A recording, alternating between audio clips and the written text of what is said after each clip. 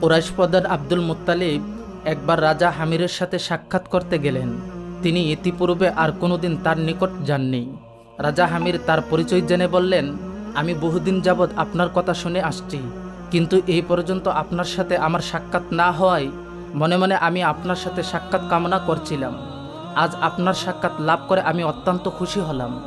Abdul Muttalib বললেন, আমিও আপনার সঙ্গে দেখা করার জন্য অনেক দিন হইতে আগ্রহ পোষণ করেছিলাম, কিন্তু নানা কার্যবশত এতদিন সময় করে উঠতে পারিনি। এবার একটু সময় করে আপনার দরবারে আসলাম। অতঃপর উভয়ের মধ্যে নানা বিষয় নিয়ে আলোচনা হলো। রাজা হামির তার সাথে আলাপ করে অত্যন্ত খুশি হলেন। আব্দুল মুত্তালিব যখন রাজার নিকট হতে বিদায়ের উদ্যোগ নিলেন, তখন রাজা হামির আব্দুল মুত্তালিবকে লক্ষ্য করে বললেন, দেখুন জনাব, আপনি বড়ই ভাগ্যবান। তাই আপনার সাথে সাক্ষাৎ হওয়ায় আমি নিজেকে ভাগ্যবান এবং ধন্য মনে করছি। আব্দুল মুত্তালিব বলেন, রাজা, আপনি আমাকে লজ্জা দিচ্ছেন কেন? আমি আপনার সাথে সাক্ষাৎ করতে পেরে নিজেকে ধন্য মনে করছি, অথচ আপনি বলেছেন যে আমি নাকি ভাগ্যবান ব্যক্তি। কোন দৃষ্টিতে এই কথাটা বললেন তা বুঝতে পারলাম না। রাজা হামির বললেন, দেখুন জনাব, আপনি যদিও আমার পিতৃতুল্য বৃদ্ধ ব্যক্তি, তথাপি আপনার সম্বন্ধে আমি যা জানি মনে হয় আপনি নিজে তা জানেন না। আব্দুল মুত্তালিব বললেন, আপনার বক্তব্যের তাৎপর্য একটু খুলে বলুন। রাজা হামির বললেন, হ্যাঁ, খুলেই বলছি, তবে কথাটা একটু গোপন রাখবেন, তাতেই ভালো হবে, কিন্তু প্রকাশ পেলে তা অমঙ্গলের কারণ হতে পারে। আমি তৌরাত, ইনজিল ও অন্যান্য আরও বহু কিতাব পড়েছি। তাতে জানতে পেরেছি যে মক্কায় আপনার কুরাইশ বংশে একজন মহামানব আগমন করবেন। তিনি সারা দুনিয়ায় পরিচিত সর্বশ্রেষ্ঠ ব্যক্তি হবেন।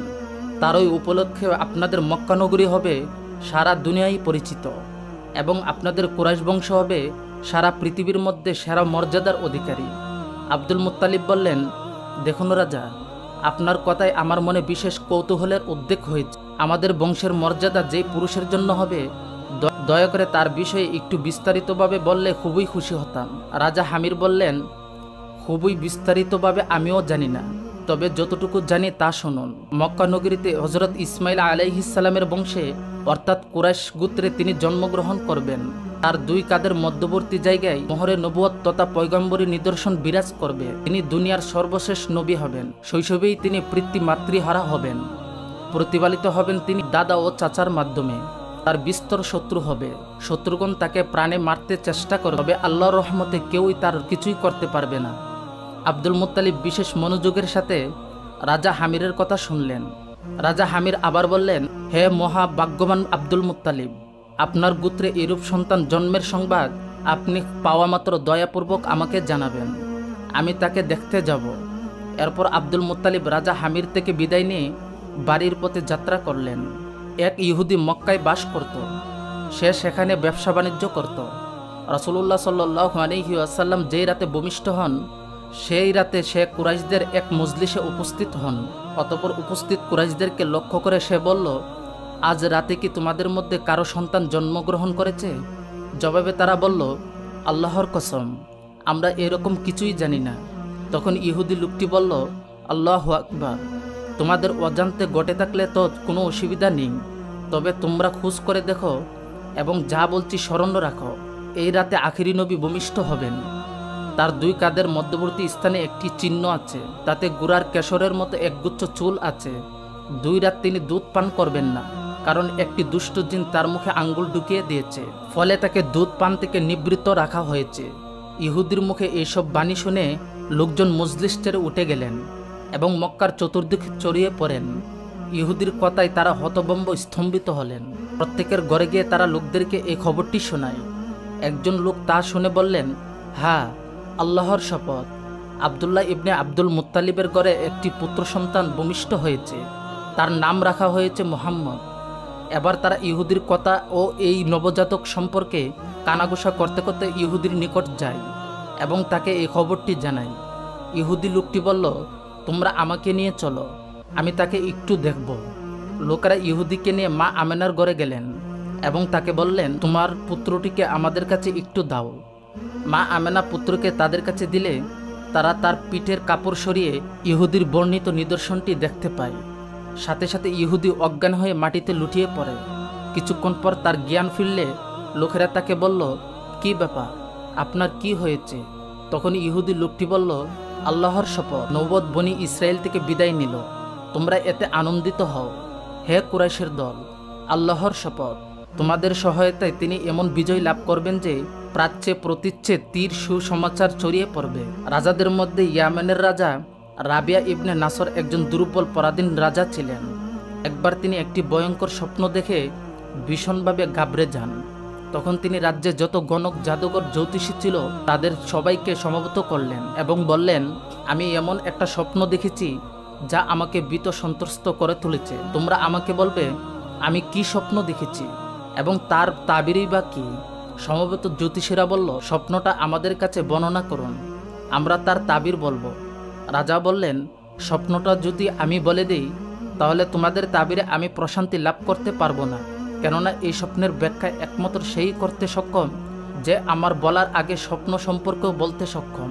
জ্যোতিষীদের একজন বলল, জাহাপনা, যদি এভাবে স্বপ্নের তাবির জানতে চান তাহলে সাথী ও শেখকে ডেকে পাঠান, কারণ তাদের চেয়ে পারদর্শী আর কেউ নেই।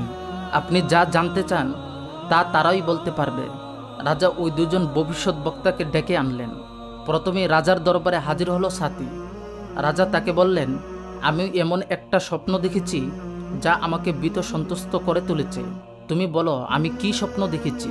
তুমি যদি স্বপ্নটা সঠিকভাবে বলতে পারো তাহলে তার ব্যাখ্যাও সঠিকভাবে তুমি বলতে পারবে। সাথী বলল, বেশ, আমি তাই করব। আপনি স্বপ্নে দেখেছেন অন্ধকারের ভিতর থেকে এক টুকরো আগুন বেরিয়ে এসে নিম্ন ভূমিতে নামল এবং সেখানে যত প্রাণী ছিল সবাইকে গ্রাস করল।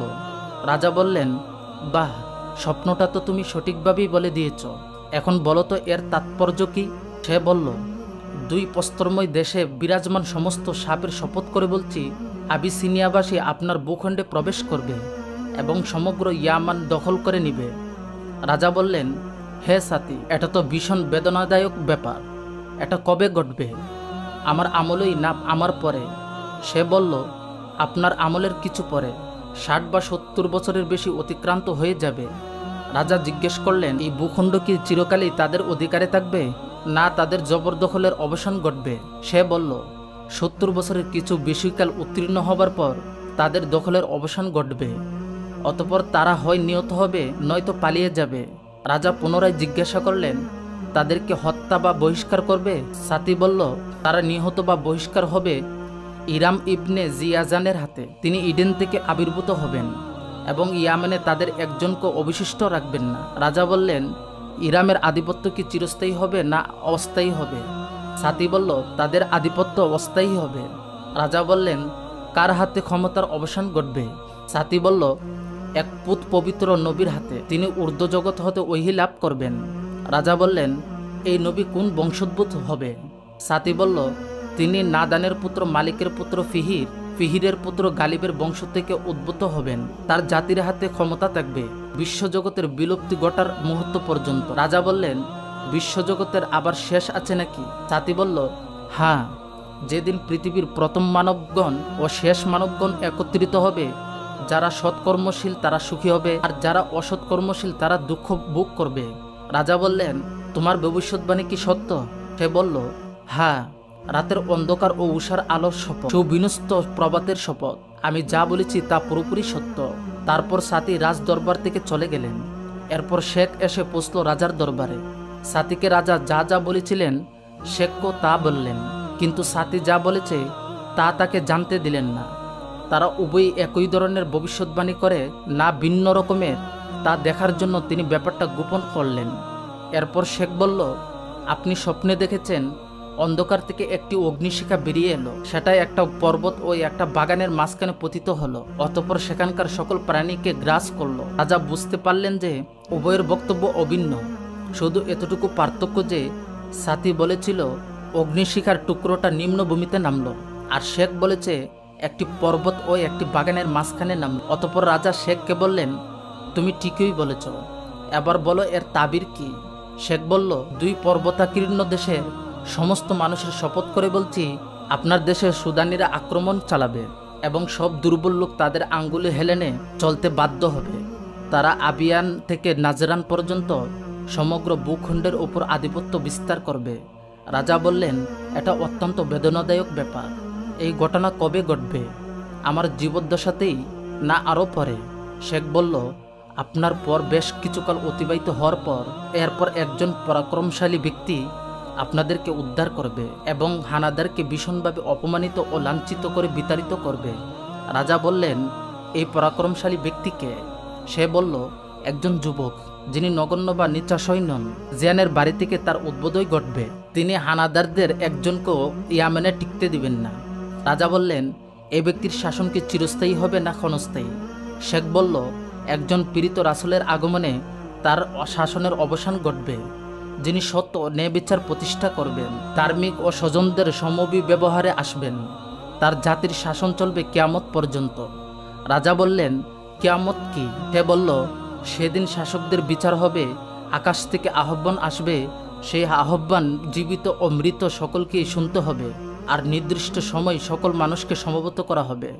সেদিন মিতাচারী লোকদের জন্য হবে সাফল্য ও কল্যাণ। রাজা বললেন, তুমি যা বলেছ তা কি সত্য?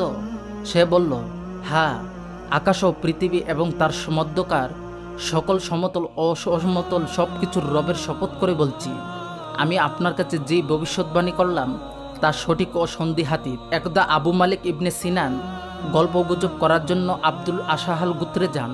তখন তিনি শুনতে পান যে ইউসা নামক এক ইহুদি উপস্থিত লোকদেরকে বলছে, আহমদ নবীর আগমনের সময় ঘনিয়ে এসেছে, তিনি হেরেম থেকে বেরিয়ে আসবেন। এই কথা শুনে খলিফা ইবনে সালাবা আল আশাহালি উপহাস করে জিজ্ঞাসা করল, তার পরিচয় কি? ইহুদি বলল, তিনি হবেন এমন এক ব্যক্তি যিনি না হবেন বেটে আর না লম্বা, দুই চোখে তার লালিমা থাকবে, তিনি হবেন কমলিওয়ালা, তিনিও গাদাই সওয়ার হবেন, তার কাঁধে তরবারি ঝুলানো থাকবে, মদিনা হবে তার হিজরত স্থল। আবু মালিক ইবনে সিনান ইহুদির কথায় অভিভূত হয়ে তিনি তার স্বগোত্রে গেলেন এবং তার গোত্রের নিকট ঘটনার বিবরণ দিলেন। তা শুনে এক ব্যক্তি বলে উঠল, এই কথা কি ইউসা একই বলেছে, নাকি মদিনার সব ইহুদির একই কথা? এরপর আবু মালিক বনি খুরাইজার নিকট যান। সেখানে গিয়ে তিনি দেখতে পেলেন একদল মানুষ আখিরি নবী সম্পর্কে আলোচনা করছে। কথা প্রসঙ্গে জুবাইর ইবনে আতা বলেন, সেই লাল নক্ষত্রটি উদিত হয়ে গেছে, যা কখনো কোনো নবীর আগমন বা আবির্ভাবের উপলক্ষ ছাড়া উদিত হয় না। এখন তো আহমদ ছাড়া আর কোনো নবীর আগমনের বাকি নেই, আর এই মদিনাই হবে তার হিজরত স্থল। রাসূলুল্লাহ সাল্লাল্লাহু আলাইহি ওয়াসাল্লাম যেই রাতে জন্মগ্রহণ করেন, সে রাতে কিসরার রাজপ্রাসাদ প্রকম্পিত হয়ে ওঠে, আর 14টি গম্বুজ ভেঙে যায় এবং পারস্যের অগ্নিকুণ্ড নিভে যায়। অথচ এর আগে 1000 বছরের মধ্যে কখনো তার নির্বাপিত হয়নি। সাওয়া হ্রদ শুকিয়ে যায়। একদিন সিরিয়ার ধর্মযাজক মুজিবান স্বপ্নে দেখেন যে কতগুলো উট কতগুলো ঘোড়াকে হাঁকিয়ে নিয়ে যাচ্ছে। তারা খেয়ে ঘোড়াগুলো দজলা নদী অতিক্রম করে তাদের জনপদ সমূহে ছড়িয়ে পড়েছে। এই স্বপ্ন দেখার পর মুজিবান রাজদরবারে যান এবং স্বপ্নের কথা বাদশাহ কিসরাকে শোনান। উপরোক্ত ঘটনায় কিসরা বৃত সন্তুষ্ট হয়ে ওঠেন। ধৈর্য ধারণ করে চেষ্টা করেও তিনি স্থির থাকতে পারলেন না। অবশেষে তিনি পরিষদ বর্গকে ডেকে পাঠান। মাথায় মুকুট পরে সিংহাসনে বসে উপস্থিত পরিষদ বর্গকে উদ্দেশ্য করে বললেন, তোমরা কি জানো তোমাদেরকে কেন সমবেত করা হয়েছে? সকলে বলল, না, আমরা কিছুই জানি না, আপনি অবহিত করলেই তবে আমরা জানতে পারব। ঠিক এই সময় আগুন নির্বাপিত হওয়ার সংক্রান্ত পত্র তাদের কাছে এসে পৌঁছে। এতে কিসরা দুশ্চিন্তার আরও মাত্রা বাড়িয়ে যায়। এরপর কিসরা মুজিবান স্বপ্নে যা দেখেছিলেন তার কথা এবং তার ভয়াবহতার কথা ব্যক্ত করেন। তখন পাশে থাকা মুজিবান বলেন, আল্লাহ বাদশার রাজত্ব অটুট রাখুন, আজ রাতে আমি একটি স্বপ্ন দেখেছি। এই বলে তিনি পরিষদবর্গকে তার উট সংক্রান্ত স্বপ্নের কথা বিবৃত করে শোনান। কিসরা জিজ্ঞাসা করলেন, বলো তো মুজিবান, এইসবের অর্থ কি হতে পারে? মুবিজান বললেন, আরবের কোনো এক উপকণ্ঠে বিশেষ কোনো একটি ঘটনা ঘটে থাকবে। তৎক্ষণাৎ কিসরা নোমান ইবনে মঞ্জিরের নিকট একটি চিঠি পাঠান। রাজদিরাজ কিসরার পক্ষ থেকে নোমান ইবনে মঞ্জির চিঠি পাওয়া মাত্রই নোমান ইবনে মঞ্জির পণ্ডিত আব্দুল মাসিকে রাজদরবারে পাঠিয়ে দেন। পণ্ডিত রাজদরবারে এসে পৌঁছলে কিসরা জিজ্ঞাসা করলেন, আমি যা প্রশ্ন করব তুমি তার জবাব দিতে পারবে কি? জবাবে আব্দুল মাসি বললেন, মহারাজ, আপনার যা ইচ্ছা জিজ্ঞাসা করতে পারেন, আমার জানা থাকলে আমি তার জবাব দেব, অন্যথায় একজন ব্যক্তির সন্ধান দেব যিনি এর জবাব দিতে সক্ষম হবেন। কিসরা তাকে ঘটনাটি খুলে বললেন। জবাবে আব্দুল মাসি বললেন, আমার এক মামা এর জবাব দিতে পারবেন, তিনি সিরিয়ার সাতি নামক স্থানের উপকণ্ঠে বাস করেন। কিসরা বললেন, ঠিক আছে, তুমি তার কাছে গিয়ে দেখো সে এর জবাব দিতে পারে কিনা। আমি যা জানতে চাই তাকে তা জিজ্ঞাসা করে তার ব্যাখ্যা জেনে এসো। আব্দুল মাসি সঙ্গে সঙ্গে সিরিয়ায় রওনা হয়ে মুমূর্ষ সাতির নিকট পৌঁছেন। তিনি তাকে সালাম দিয়ে কৌশলাদি জিজ্ঞাসা করেন, কিন্তু সাতি সালামের কোনো জবাব দিলেন না, এমনকি কোনো কথাও বললেন না।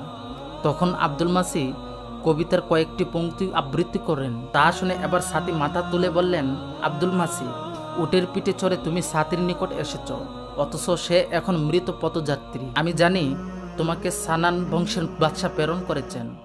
রাজপ্রসাদ প্রকম্পিত হওয়া, অগ্নিকুণ্ড নিভে যাওয়া এবং মুবিজানের স্বপ্ন যাতে তিনি দেখতে পেয়েছেন যে উটগুলো গোরাকে তাড়া করেছে এবং দজলা অতিক্রম করে জনপদ সমূহে ছড়িয়ে পড়েছে। শুনো হে আব্দুল মাসি, যখন তেলাওয়াত বৃদ্ধি পাবে, মোটা ছড়িওয়ালা আত্মপ্রকাশ করবেন, সামা উপত্যকা প্লাবিত হবে, সাওয়া হ্রদ শুকিয়ে যাবে এবং পারস্যের অগ্নিকুণ্ড নিভে যাবে, তখন শাম আর সাতির এর জন্য শাম থাকবে না। গম্বুজের সংখ্যক রাজা রানী তার কর্তৃত্ব কেড়ে নিবে, আর সেই সময়টি এসে পড়েছে। এ কথাটি উচ্চারণ করেই সাতি মৃত্যুর কোলে ঢলে পড়লেন। আব্দুল মাসি তখনই বাহনে চড়ে কবিতা আবৃত্তি করতে করতে রওনা হয়ে পড়েন। কিসরার নিকট এসে তিনি তাকে শোনান, সাতি যা বলেছেন তার বিবরণ দেন। শুনে কিসরা বলে ওঠেন, তার মানে দাঁড়ালো আমার পর 14 জন রাজা রাজত্ব করবে। বাস্তবিক পরবর্তী 4 বছরে 10 জন রাজা পারস্যের সিংহাসনে বসে।